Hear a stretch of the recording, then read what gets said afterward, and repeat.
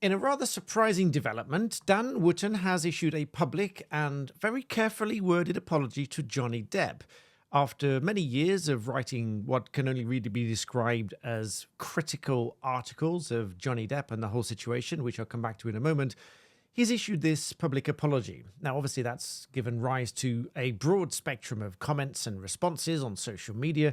And obviously, I have a few thoughts about it as well, because some of you might recall that I spoke at length about the UK trial with Johnny Depp and News Group newspapers and Dan Wootton, and the comparisons and the contradictions and everything else with the trial in the United States, which was against Amber Heard, notably, not against Dan Wootton and News Group newspapers. And if I could ask you just one small favor before we get going, if you could check that you are subscribed to my channel, because even some of you that do subscribe somehow end up unsubscribed later for reasons I can't explain. I think YouTube has a purge of what it thinks are bots, and so it might think you're a bot. But please do subscribe. It helps my channel grow. It's the one big metric that I have to measure my channel's success. I really appreciate it, so please do that now. So thank you very much. Let's get going. So I'm going to go through this apology here. I'll link it in the description below from the Megyn Kelly Show for full credit. And I'm going to give you some views and important context that I don't want to be missed whilst this is a fresh piece of news. I don't want the full context and some of the thought process and analysis that I put into this judgment from the UK trial. I'll come back to some of that in a moment. But first of all, let's move straight to this segment.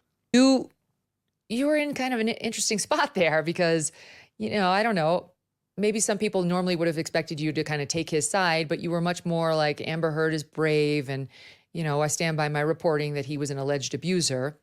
And now you say you want to issue an apology to him. Why? Yeah, so it was interesting. The court case in the UK, even though Amber was giving evidence, it was actually me who was being sued. So I'm just going to pause there because whilst that's correct, Amber was giving evidence in the UK. There was, let's remember, an application for what we call third-party disclosure. In the US called discovery. Here we call it disclosure. There was an application for third-party disclosure for Amber Heard to provide more information, which was refused. The judge refused that. And whilst I've said many times that this whole story was underpinned by the relationship between Amber Heard and Johnny Depp and all of the factual matrix underpinning that, the third-party disclosure was, in my view, absolutely crucial to finding the truth. And obviously, the rest of the information that wasn't disclosed in the UK trial did make its way into the US trial, which resulted in a completely different verdict. So I'm sorry to interrupt straight away, but that was worth clarifying just there for those that had forgotten. Let's move on. she was giving evidence to support our case because she knew if she won here, that would help her case in the US, although that didn't end up happening. Now, I want to be really clear that what I'm about to say is not designed in any way to pile more heartache or difficulties onto Amber Heard. Remember, she didn't want to be in court either, Megyn. It was Johnny who decided to take the case against me in the UK and her in the US. And just pausing for there, I've got two thoughts on that. Obviously, Dan Wootton doesn't want to upset Amber Heard here. That's fair enough. If someone doesn't want to upset somebody else, that's why he's saying that. He's saying he doesn't want to pour more heartache onto her, etc. But obviously, if he's going to make an apology, that could cut against her. So he's making publicly clear that he's not sort of firmly standing against her. That's his prerogative. That's for him to say. And also the distinction between the two trials.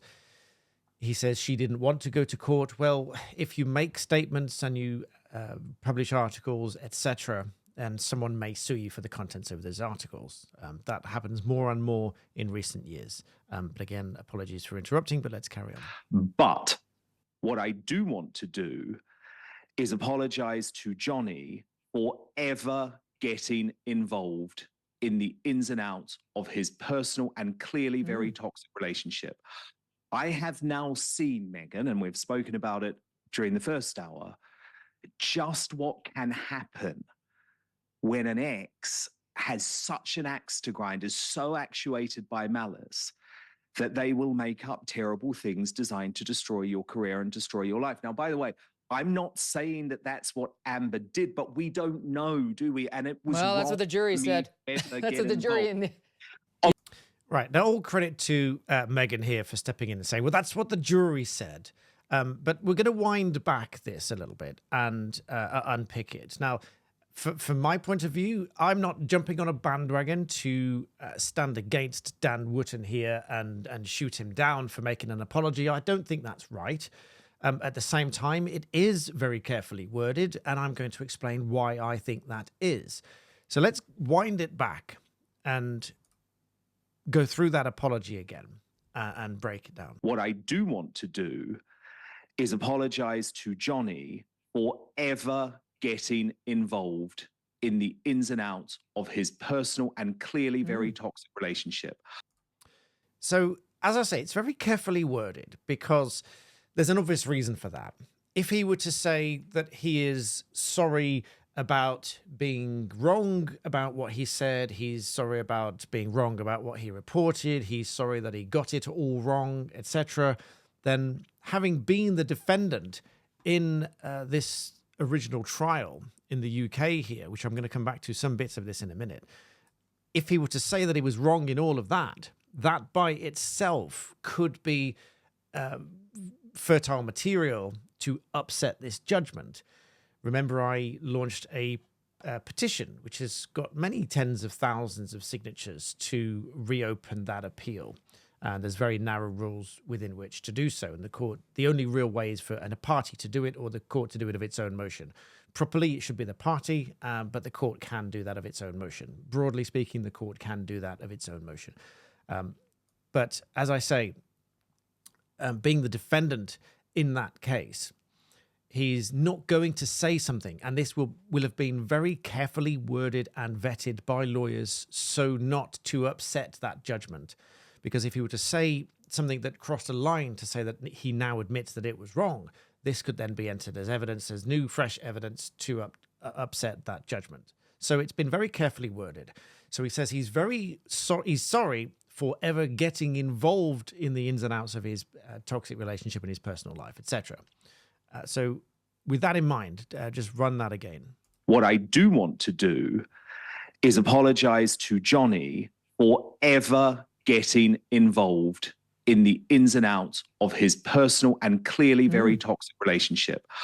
I have now seen, Meghan, and we've spoken about it during the first hour, just what can happen when an ex has such an axe to grind, is so actuated by malice that they will make up terrible things designed to destroy your career and destroy your life. Now, by the way, I'm not saying that that's what Amber did, but we don't know, do we? And it was well, that's what the jury said. That's what the jury in the Well, there's the clarification. He's not saying that's what she did, and we don't know. So his full clarification there is so if you took the whole thing in context, he's not admitting that he was wrong in the defense of that claim. He's just caveating his whole apology, but he does want to make it. So there's a few thoughts here. First of all, I think anyone that makes an apology deserves some credit, because admitting that you're wrong about something, however caveated and carefully worded to avoid the lawyers and avoid going back to court and having a judgment upset, however carefully worded it is, to make an apology publicly on the Meghan Kelly show, no less. I'm a big fan. It is quite a big thing to do. It is quite a difficult thing to do. And it takes a lot of courage to make an apology, to say that you were wrong. As I say, however carefully worded that is, I think you can take it if you're watching this and you've stood with Johnny Depp throughout this whole process. You've looked at the evidence. Maybe you've joined me on the many tens of thousands of hours of content that people have watched on my channel about this trial, about the two trials and the comparison between the two trials, which we'll come back to in a moment. If you've watched all of that and you've read Dan Wootton's articles and you've been upset by what Dan Wootton has written in those articles, I would urge you to take this as an apology for what it's supposed to be, because it has to be carefully worded. He can't make it otherwise. Now, I'm being objective always in my videos. I will never just blindly support one party or another, much like when I talk about police versus drivers or cyclists versus drivers, etc. I never blindly stand on one side or the other. If one party, if one side has done something wrong, I will be the first to call that out. And I think that's important. And when someone makes an apology for being wrong, in inverted commas, in the way that it's couched, in the language that it's couched by Dan Wootton here, I think that does deserve some credit, because making an apology is a very difficult thing to do. And I'm personally going to take that as an apology for being wrong about this situation. As I say, it's caveated in his own words, but I will take it in the way that I want to take it. And I think my view is, I'm caveating my own words here, my view is that he would want you to take it in the way that you would like to take it, if that makes sense. But it is worth going to clarify more context here. Let's watch on. Of Yeah, course, the but states- the judge in the UK made a different decision. So I think you could say it was a split decision. But it Let's just pause there. I don't agree that it was a split decision. It was a very different decision. And for reasons I'm going to come to, one that I don't agree with all respect to the learned judge, I don't agree with the UK decision. Much more so now that it's been heard, the factual matrix has been heard, and the essential principle of the claim, not the precise claim, because the precise claim is to do with an article in The Sun in the UK and a different article in the US with Amber. So different claim entirely, different jurisdiction, different defendant, different rules, etc. So I don't agree that the two are comparable in that way. If it was one case heard by a group of people and there were half of them on one side of the fence and the other half on the other side of the fence, that is a split decision. So if I were to split hairs about it, it would have to be the same case, the same parties, the same claim, the same jurisdiction, the same group or the same jury, or two judges each having a different view, or four judges, two of whom having a different view. That would be a split decision. So on the one hand, I think I understand why Dan Wootton says this, because he doesn't want to upset Amber. He doesn't want to upset the judgment. He's in a difficult position. He does want to make statements about it, but he's saying it's a split decision, I think, because that's all he can really do. Let's continue. wasn't my role to get involved. If Amber believed there had been abuse in that relationship, there was a criminal process she could have gone through, and there was a legal process that she could have gone through. I think the problem is I got involved in the carnival of commentary. And actually, it was in a really unwitting way, Megan, because my column wasn't even about John.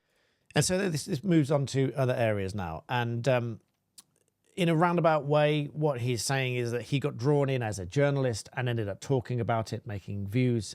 But some of those, remember, were extremely critical of Johnny Depp.